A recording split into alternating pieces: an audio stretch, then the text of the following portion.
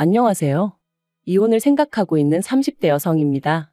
제 얼굴에 침 뱉기 같아 부끄러운 얘기지만 전에는 주변에서 결혼하고 금방 이혼하는 부부들 이야기가 들려올 때면 왜들 애시당초 결혼할 때 좀 신중하게 하지?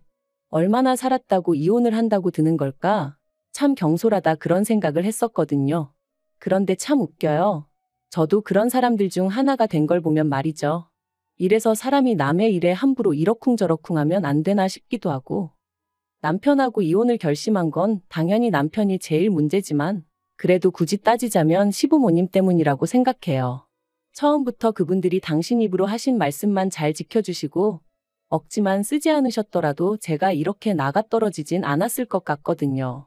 네, 제가 먼저 이혼을 요구한 건 맞지만 솔직히 시부모님도 그렇고 남편도 그렇고 저를 어지간히 못 살게 굴었어요. 제정신 박힌 여자면 제가 아니라 누구라도 이혼 소리가 나오게끔 말이죠. 그리고 그 부부는 지금도 참 이해가 안 돼요.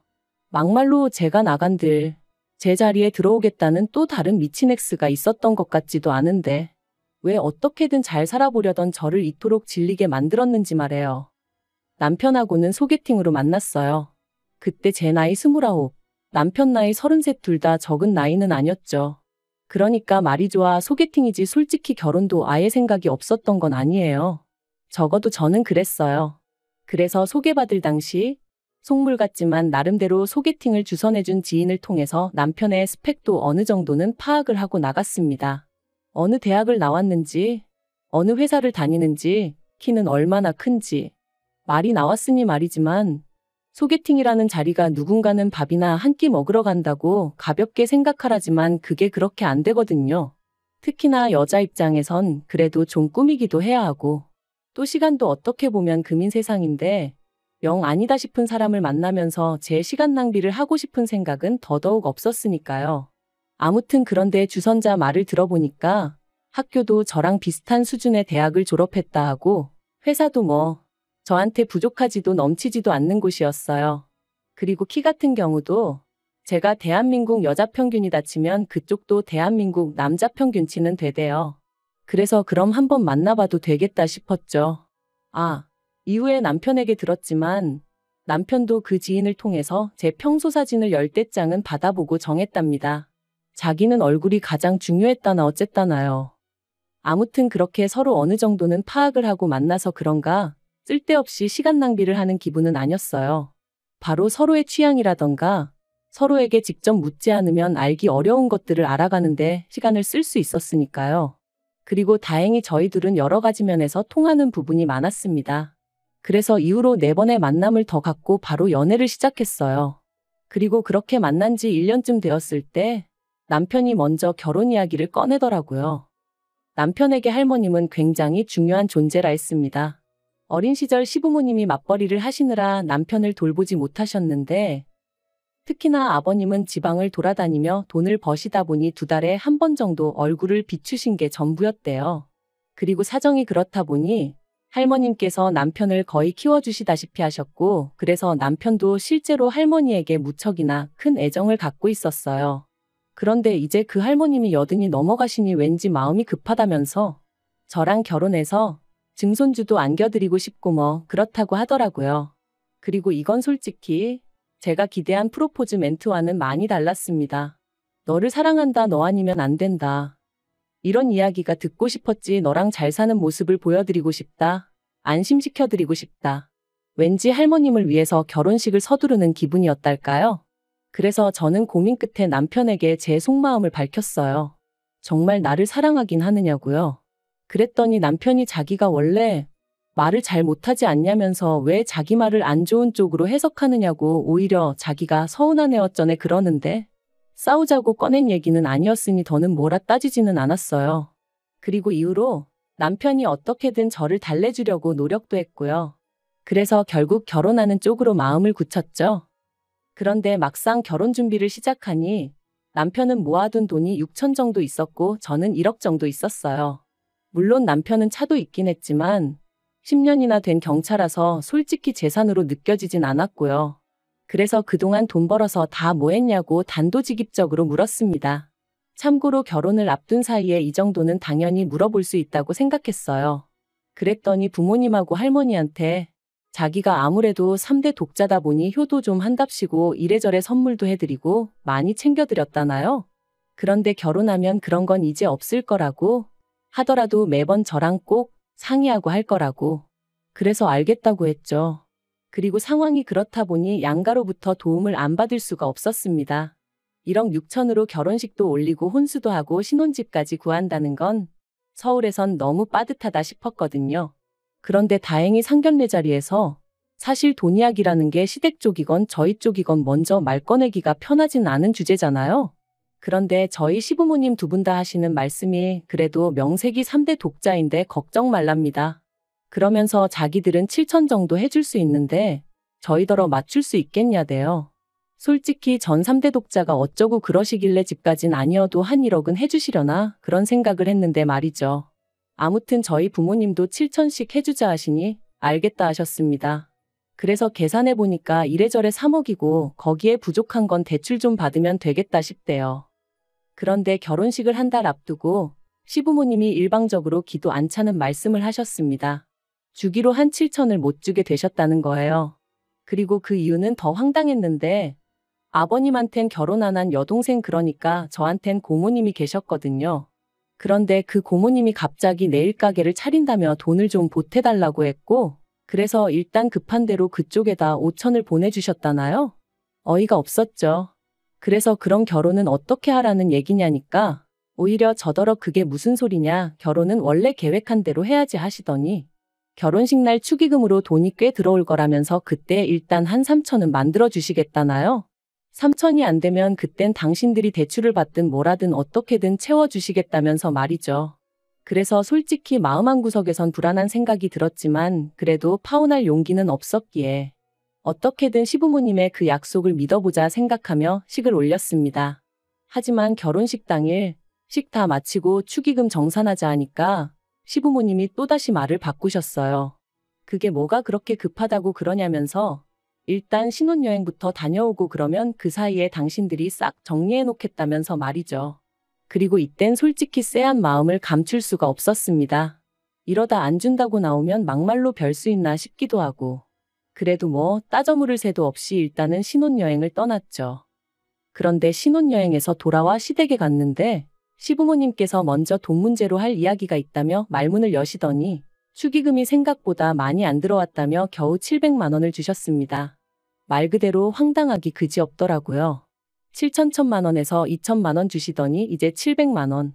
솔직히 2,700만 원도 적은 돈은 아니었지만 계속 말이 달라졌던 탓에 화도 나고 속도 상했거든요. 그래서 남편에게 이를 어쩔 생각이냐니까 축의금이 안 들어와서 그렇다는데 어떡하란 말이냐며 저더러 제가 속상한 것보다 해주지 못하는 자기 부모님 속이 더 상하시지 않겠냐고 그러니까 일단은 알겠다 하고 좀 시간을 드리자는데 이래서 사람들이 남편을 남이 편이라고 하나 별의별 생각이 다 들더라니까요. 하지만 남편 말대로 돈이 없다는데 그런 시부모님을 붙들고 제가 무슨 말을 한들 어디서 돈이 솟아날 리도 없고 그래서 남편한테 이 돈 문제가 해결되기 전까진 내가 얼마나 살가운 며느리 노릇을 할 거라고 기대하지 말라고 했습니다. 당신이야 당신 부모님이니 그러려니 하고 넘어갈 수 있을지 몰라도 내 입장에선 나뿐만 아니라 우리 부모님까지 괜히 농락당한 기분이고 그래서 기분이 너무 나쁘다고요. 그랬더니 남편도 뭐 탐탁치 않은 표정이긴 했지만 알겠다더군요. 그리고 이후로 시부모님과는 꽤나 대면대면한 상태로 몇 개월을 보냈습니다. 남편을 통해 건너듣기론 두 분은 제가 살갑게 굴지 않는 걸 트집 잡아 이젠 돈이 있어도 주기 싫단 식으로 말씀을 하시는 모양이었고 남편은 이런 이야기를 전하면 제가 돈을 받고 싶어서라도 살갑게 굴거라고 기대했는지는 모르겠지만 그건 남편의 완벽한 착각이었어요. 왜냐하면 역으로 그런 이야기를 전해 들으니 나중엔 저도 오기가 생겨서 그래 그까짓 돈 몇천 안 받고 나도 내 속 편한 대로 살면 그만이다 그런 마음을 갖게 되었으니까요. 실제로 주변에서도 시댁하고 연 끊으면 처음에 1, 2년이나 마음이 불편하지. 나중엔 하나도 신경 쓰이지도 않는다고 걱정할 거 없다고 하던걸요. 그런데 그렇게 지내던 중 정말 황당하고 어처구니 없는 일을 겪었습니다. 저는 외국계 기업을 다니고 있는데 저희 회사의 경우 쓰지 않은 휴가는 다음 해로 이월을 시킬 수가 있어요. 그리고 그렇게 모인 휴가가 자그만치 한 달 반이나 있었기에 일주일 정도 쉬려고 마음을 먹었습니다. 친정 부모님하고 2박 3일로 여행도 다녀오고 남은 날짜는 저 혼자 집에서 좀 푹 쉬려고 했거든요. 그런데 어이없게도 이런 제 계획과는 상관없이 남편이 제가 휴가라는 이야기를 시부모님께 전했고 시부모님이 그럼 마침 잘 됐다면서 남편의 할머님을 저희 집으로 모시겠다고 통보를 해오시대요. 게다가 남편까지 할머님은 자기 부모님과 달리 저한테 뭐 실수하신 것도 없으니 잘해드릴 수 있지? 그러는데 어이가 없었죠. 그래서 나는 그렇게 못한다 했네요. 나랑 사전에 이야기가 된 것도 아니고 난 나름대로의 계획이 다 있으니까 할머님을 그렇게 모시고 싶으면 당신 휴가를 쓰던지 하라고 나한테 이렇게 무턱대고 할머님을 맡기지 마라고 딱 잘라 거절을 했어요. 그랬더니 이제 시부모님도 남편도 난리가 났습니다. 편찮으신 분을 상대로 여기로 모시겠다 했다가 다시 저기로 가시라고 했다가 그게 무슨 짓이냐면서 말이죠. 제 입장에선 정말 억울해 미치겠기에 남편더러 그러니까 당신이 휴가를 내고 일주일 동안 할머님 곁에 있으라 했는데 그러면 남편은 자기가 어떻게 휴가를 일주일이나 내냐면서 그럼 자기 잘린다는 소리나 하고 있고 정말이지 계속 같은 이야기의 반복이었어요. 사실 제가 할머님과 있는 걸 극도로 거부감을 나타냈던 이유는 할머님이 치매도 있으신 데다가 저보다 키도 덩치도 크셨거든요. 그렇다 보니 엄살이 아니라 체력적으로 감당할 자신이 없었습니다. 실제로 어머님은 할머님한테 머리채도 잡아뜯기신 적도 있다고 했으니까요. 그런데도 이번만큼은 남편도 제 편이 아니었습니다. 서운하네 어쩌네. 그래서 결국 알겠다고 일단 친정 부모님과의 여행을 다녀오고 이후로 할머님과 어디를 모시고 가는 건 어렵겠지만 그래도 한 집에서 봐드리긴 하겠다. 그리고 이때만 하더라도 저는 시부모님이 지방에 일이 있어 가셔야 한다고 그래서 저한테 부탁하시는 줄 알았거든요. 그런데 이것도 어이없어요. 나중에 알고 보니까 두 분이 저한테 할머님을 맡겨놓고 두 분도 그동안 너무 힘들었다며 여행을 다녀오신 거 있죠. 아니 그런 이유라면 아들인 남편한테 말씀하셨어야지. 어떻게 상의도 없이 저한테 그러실 수가 있는 건지. 아무튼 그런 연유로 할머님과 함께 있었는데 문제는 아니나 다를까 첫날부터 할머니가 얼마나 저를 힘들게 하시던지요. 특히나 저희 집에 모시고 나서야 할머님이 혼자 거동 자체가 어려우시다는 걸 알게 되었습니다. 이때 살짝 어머님도 고생이 많으셨겠구나 그런 생각을 아닌 게 아니라 하긴 했고요. 그리고 3일째 되던 날 기어이 일이 벌어졌어요. 할머니가 부엌에 물 들어가는 저를 냅다 밀치셨거든요. 그래서 제가 엉덩방아를 찍게 되었는데 그걸로 허리가 어떻게 된 건지 이후로 움직일 때마다 말 그대로 정말 허리가 뒤틀리는 것 같대요. 그러니 저도 모르게 몸을 사리게 되었고 그러다 결국 이번엔 할머님이 화장실로 가시다 넘어지셨어요. 그런데 이 일을 알고는 남편이 말 그대로 쌩난리를 치더라고요. 어떻게 편찮으신 어른 한 분을 모시질 못해서 이 사단을 만드느냐면서 제 입장에선 너무 서럽고 화도 났어요. 정작 제가 다쳤을 땐 나이도 젊으면서 엄살 부리지 말라 괜히 약한 척하는 거냐 그런 소리나 해댔거든요. 그래서 저 때와는 상반된 남편의 반응을 보니 얼마나 정이 떨어지던지. 그래서 그 길로 친정에 왔어요. 친정에 와서 곰곰이 생각해 보는데 생각할수록 분한 거예요. 결혼식 때도 얼렁뚱땅 돈도 다 못 받고 식을 올렸는데 이제 제 휴가를 핑계로 할머님을 모셔다 놓더니 할머님 병세나 제 상황은 생각도 안 하고 그저 서운하다 괘씸하다만 해대는 게 그래도 이때까지는 이혼 생각보다는 할머님은 다시 시부모님 댁으로 모시고 남편이 저에게 정식으로 사과하면 넘어갈 생각이었어요. 그런데 남편에게 빨리 시부모님더러 모시고 가시라 연락드리라니까 그렇게는 못한답니다.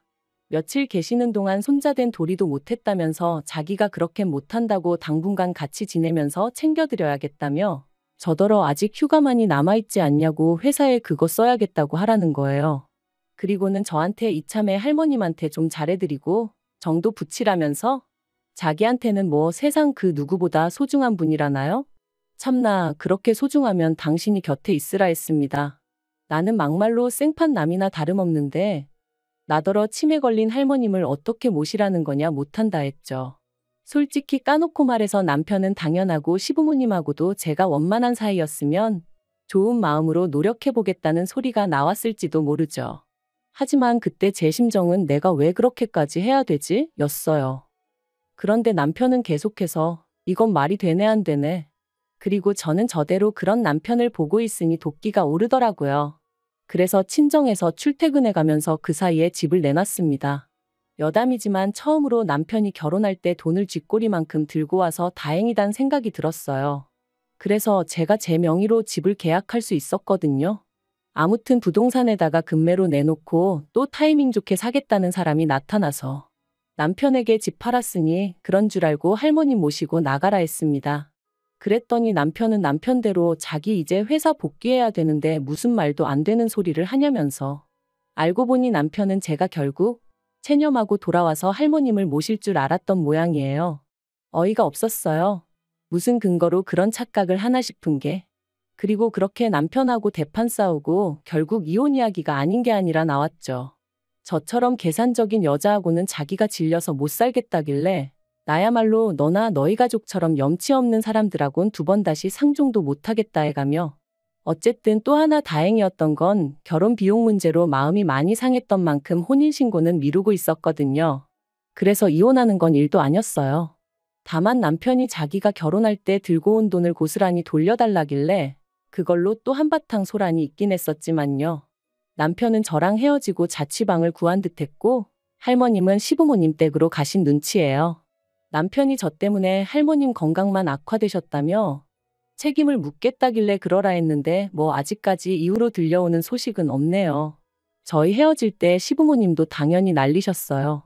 그까짓 돈 몇천 때문에 그러냐며 저더러 밴댕이 소갈딱지라는 둥 아주 쪼잔한 애라는 둥 막말을 하셨는데 저라고 헤어지는 마당에 뭐 한다고 그런 소리를 듣고만 있었겠어요.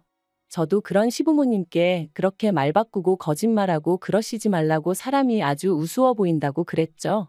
솔직히 윗사람한테 욕먹는 아랫사람보단 아랫사람한테 욕먹는 윗사람이 타격이 더 크잖아요. 그래서 전 좀 후련하더라고요. 아무튼 앞으로는 무슨 소식이 들려오든 궁금하지도 않고 그쪽 집안에 무슨 일이 생기건 쳐다도 안 보려고요.